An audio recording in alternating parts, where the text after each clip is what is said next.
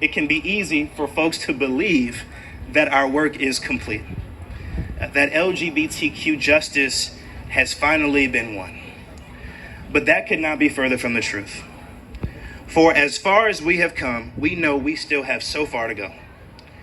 We know that under federal law, LGBTQ plus people can still be discriminated in the lending, educational, and housing context. Like, you can literally be evicted from your home under federal law for being gay.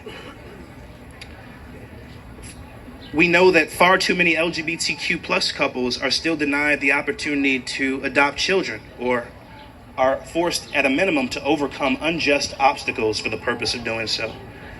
We know that trans people, and Black trans women in particular, are still being attacked and murdered at disturbing rates just for living as their authentic selves.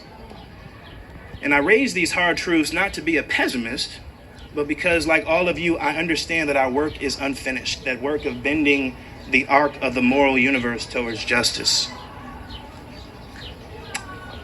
And we have the ability to make real progress. Earlier this year, I was proud to help pass the Equality Act in the United States House of Representatives.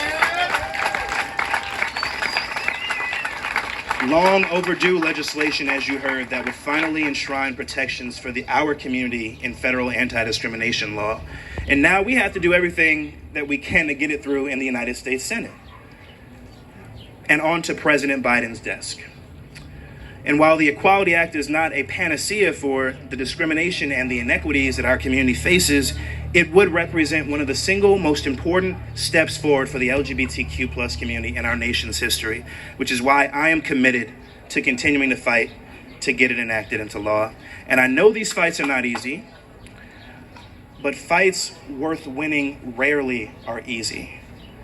And in those moments when I find myself discouraged or wanting to give up, I think of the world that is possible if we would just fight for it. Sometimes that has meant creating our own systems or structures, and other times that has meant demanding a seat at tables where decisions about our lives are made.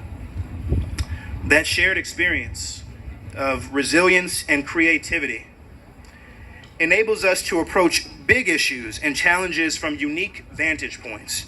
It allows us to understand and accomplish more together than any of us could ever accomplish on our own.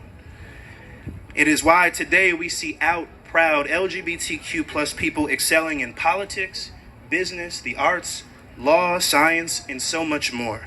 Progress has been achieved, as you heard earlier, not by accident, but because people have been fighting for this for a very long time.